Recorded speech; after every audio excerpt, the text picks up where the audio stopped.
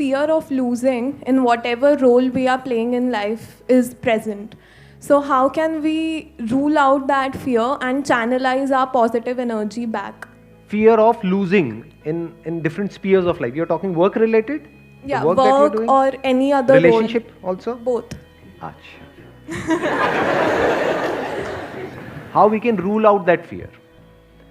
You can never rule out that fear, क्योंकि वो fear किस पे बेस्ड है? रियलिटी पे बेस्ड है या कोई इमेजिनेशन है? दो तरह के फियर्स होते हैं ना, एक है इमेजिनरी फियर्स कि ये हो गया तो क्या होगा, मान लो यहां पर भूत है, इससे हम डर रहे हैं, but that is an imaginary fear, that is not based upon reality. Reality क्या है कि there is a person whom you are in love with, जिसकी आपको आदत पड़ चुकी है, तो जैसे ही हम अलग होने के बारे में उस पर्सन से सोचते हैं तो डर लगता है. इनफैक्ट ये सिर्फ उस पर्सन के लिए नहीं है, किसी भी आदत के बारे में है. हमारे को आदत पड़ जाती है एक पर्टिकुलर सिचुएशन की, कुछ लोगों की, कुछ लोग होते हैं हमारी लाइफ में, कुछ सिचुएशंस होती हैं, तो उसके हाथ से जाने का डर लगता है. तो ये डर किस पे बेस्ड है? रियलिटी पे बेस्ड है, क्योंकि ये सच है ना, वो पर्सन जा सकता है या जा सकती है. सो दिस फियर, अगर फंडामेंटली आप देखोगे, this fear is not the fear of losing out that particular person और that situation. This fear is the fear of change. हमको बदलाव से डर लग रहा है, क्योंकि ऐसा नहीं है कि वो जो पर्सन है वो दुनिया का आखिरी है. कि जिसके भी साथ आप रिलेशनशिप में, वो दुनिया की आखिरी लड़की थोड़ी है. आखिरी है क्या? नहीं है, और भी है, उससे बेटर भी है. बेटर भी क्या होता है? आपके स्टैंड पॉइंट से है कि वो बेटर है या नहीं है. वही लड़की किसी को अच्छी लग रही होगी, किसी को बुरी लग रही होगी. This is just a stand point. Main point क्या है? We are afraid of change. तो जब तक we are afraid of change in life, and death is a part of this change. एक तो चेंज है अलग होना, एक है किसी की डेथ भी हो सकती है, कभी भी हो सकती है. तो we are always afraid of change, कि जो नई सिचुएशन होगी, बिकॉज दैट इज अननोन. हमें नहीं पता वहां पर क्या हो रहा होगा, हमें नहीं पता. जैसे बोलते भी हैं लोग कि मेरे को इतनी अच्छी लड़की दोबारा नहीं मिलेगी. अच्छा, इतनी अच्छी है? इतनी अच्छी कहां होती है? कैसी होती है? मैं भी देखना चाहूंगा. हमारा जो फियर है ना, अगर फंडामेंटली आप देखोगे, this is the fear of the unknown, this is the fear of change. कि ये जो मेरी कंफर्टेबल सिचुएशन है, अगर ये बदल गई तो क्या होगा. तो if you can embrace the unknown, and 99.99% of the life is in the sphere of the unknown.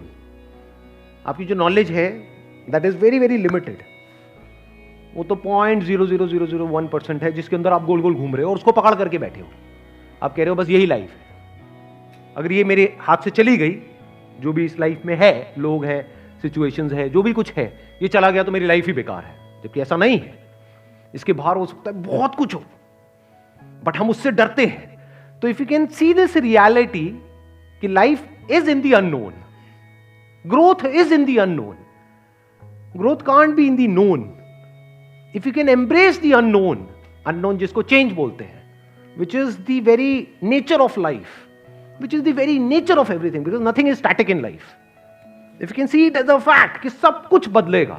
ये बात अभी समझ नहीं आएगी आप लोगों को इस एज में.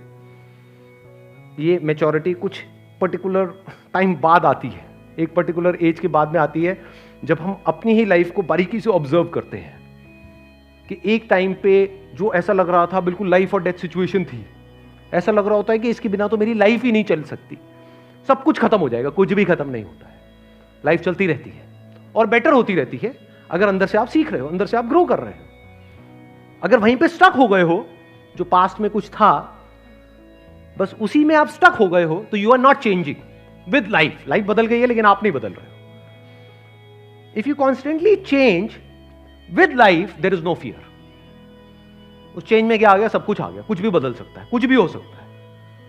If you are actually okay for everything, मतलब कि बहुत स्ट्रगल करके एक लेवल पे आप पहुंचे हो, वो सब कुछ अगले दिन खत्म हो सकता है. If you are okay with this, not theoretically but actually, ये पर्सन है, जाता है चला जाए, जाती है चली जाए. If you are actually okay with it, तो कोई प्रॉब्लम नहीं. Then there is no fear. Then you are living a fearless life. इसी को फियरलेस लाइफ बोलते हैं.